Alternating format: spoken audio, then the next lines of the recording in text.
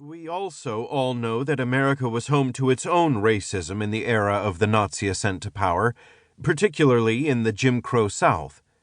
In the 1930s, Nazi Germany and the American South had the look, in the words of two Southern historians, of a mirror image. These were two unapologetically racist regimes, unmatched in their pitilessness. In the early 1930s, the Jews of Germany were hounded, beaten, and sometimes murdered by mobs and by the state alike. In the same years, the blacks of the American South were hounded, beaten, and sometimes murdered as well.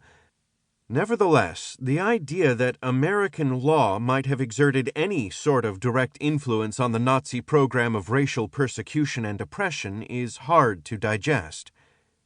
Whatever similarities there may have been among the racist regimes of the 1930s, however foul the history of American racism may be, we are accustomed to thinking of Nazism as an ultimately unparalleled horror. The crimes of the Nazis are the nefandum, the unspeakable descent into what we often call radical evil. No one wants to imagine that America provided any measure of inspiration for Hitler.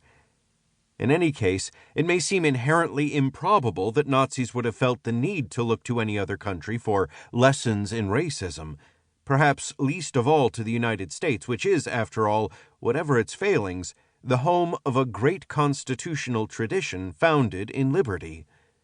And virtually no one has suggested otherwise, with the notable exception of a shrewd paragraph in Mark Mazauer's 2008 book, Hitler's Empire. Other scholars have insisted on what most of us must think of as the obvious truth. There was, of course, no direct American influence on Nazi race law, or at least no meaningful influence. Whatever similarities there may have been, the Nazis were the authors of their own monstrous work. Certainly, America had nothing to teach Hitler. The person who has given the question the most sustained attention is a German lawyer named Andreas Rettmeyer, who wrote a 1995 dissertation on the Nuremberg Laws that included an examination of some of the many Nazi references to American law. After reviewing his data, Rettmeyer arrived at a disconcerting verdict. America was, for the Nazis, the classic example of a country with racist legislation. Nevertheless, he insisted forcefully that the idea of American influence on the Nuremberg Laws was not just off base, but plain wrong. After all, he argued, the Americans classified Jews as Caucasian, a gross error from the Nazi point of view. Others have come to similar conclusions. The few and fleeting references by Nazi polemicists and jurists to Jim Crow laws, writes the American legal historian Richard Bernstein, for example, were, as far as I can tell, simply attempts to cite vaguely relevant precedents for homegrown statutes and policies to deflect criticism, not actual sources of intellectual influence.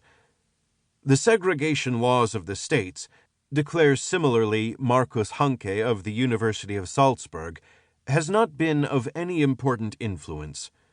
Most recently, Jens Uwe Goethel has written in a 2012 book of what he calls the astonishing insignificance of American segregation laws for Nazi policies. The Nazis, Goethel insists, regarded America as hopelessly mired in an outdated liberal outlook. There was nothing that deserves the name of influence.